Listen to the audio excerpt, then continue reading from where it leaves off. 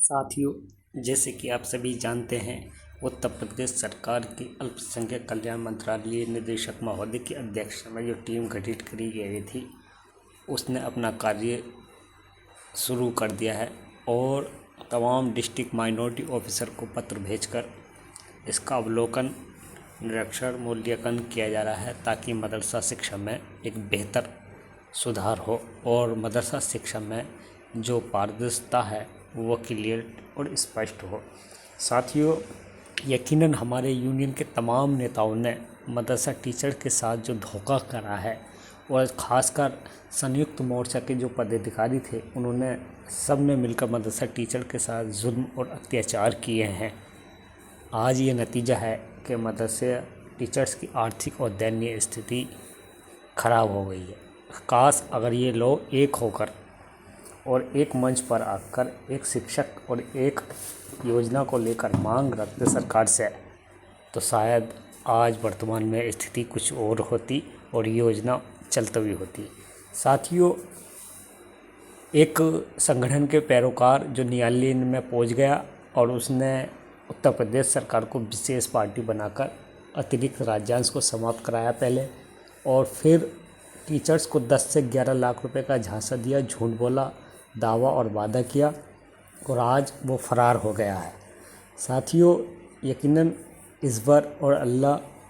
सब कुछ देखता है। मदरसा टीचर्स ने ये फैसला नहीं लिया कठोर। अगर वो समय पर ये फैसला ले लेते, ऐसे नेताओं को बायकॉट कर देते थे, तो शायद ये नेता आगे नहीं बढ़ पाते और आपके पैसे और समय की बर्बादी को करने का वाला पैरोकार जो तमाम अनलिस्टेड मुकदमों और लखनऊ बेंच वालों को, खासकर बेचारों को, उनको तमाम पैसे की धन करी और टीचर ने भरपूर पैसे 2-2, 3-3, 4-4, 5-5 हज़ार रुपये दिए लालच में आकर कि हमें 10 से 11 लाख रुपए मिल जाएंगे। एक पैरोकार दावा कर रहा था ये कि स्टाम्प पर लिख कर दे रहा हूँ, आपको पैसा मिल जाए। आज जाइए आप उसके घर पर बायकॉट कीजिए, स्टाम्प लेकर आइए उससे कि जो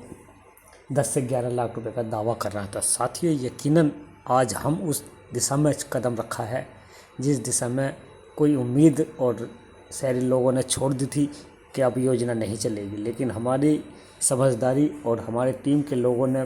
माननीय मंत्री दानिश आज़ाद अंसारी साहब से लगातार संपर्क किया, मुलाकात की और माननीय दानिश आज़ाद अंसारी साहब ने मुख्यमंत्री से सीधा संवाद करके योजना को पुनः पटल पर लाने के लिए, उसके अंदर जो पूर्व में की गई खामियों को दूर करने के लिए, मदरसा शिक्षा में पारदर्शिता लाने के लिए, चाहे वो पाठ्यक्रम का हो या सिलेबस का हो, किसी भी तरह की अनियमितताओं को ख़त्म करने के लिए माननीय मुख्यमंत्री ने अपनी अध्यक्षता में जो मीटिंग की ही, उसका आज वर्तमान में रिजल्ट देखने को मिल रहा है। साथियों, ये बहुत बड़ी सफलता और कामयाबी की श्रेणी है जब हम अपने एक सीधा मार्ग स्थापित करते हुए आगे बढ़ रहे हैं। देर भले से ही हुई है, तमाम अनियमितताएं और तमाम खामियां इस योजना में थी, क्योंकि मैनेजर के राइट्स इतने थे कि जब टीचर कुछ चाहता था निकाल देता था और जब चाहता था वो रख लेता था। हमने सबसे प्रमुखता बात इसी समिति के माध्यम से हमने भेजा है कि मैनेजर के जो राइट हैं उनके अधिकारों को कम कीजिए और इसमें जो नियुक्ति हैं जो जूनियर लेवल पे है, उचालिया में है, आलिया में है, उसको एक आयोग द्वारा, सेवा चयन आयोग द्वारा, जो हम पूर्व में लगातार मांग करते आ रहे हैं, वो कीजिए। और साथ ही तमाम मांगें हमारी जो इसमें रखी गई हैं और हमें उम्मीद ही नहीं बल्कि पूरा विश्वास है कि हमारी सारी मांगें मांगी गई। खासकर मदरसा बोर्ड के चेयरमैन को लेकर हमने इसका बायकॉट किया था कि मदरसा बोर्ड का चेयरमैन हमेशा मदरसा आधुनिक टीचर्स के विपरीत रहा है और उसने हमेशा इसको नेगेटिव रोल देखते हुए बायकॉट करने का प्रयास किया था और हमारे साथ भेदभाव किया था। अपने ही मज़हब के लोगों ने हमारे साथ भेदभाव किया था, शिक्षा प्रणाली में भेदभाव किया था, मदरसा आधुनिक टीचर के साथ जो भेदभाव लगातार किया था मदरसा बोर्ड के चेयरमैन। तो हमने ये भी मांग रखी थी पूर्व में कि मदरसा बोर्ड का चेयरमैन ही नहीं हो, इसमें एक बड़ा अधिकारी, सचिव या प्रमुख सचिव बैठा हुआ हो जो सारी देखरेख उसके हाथ में हो।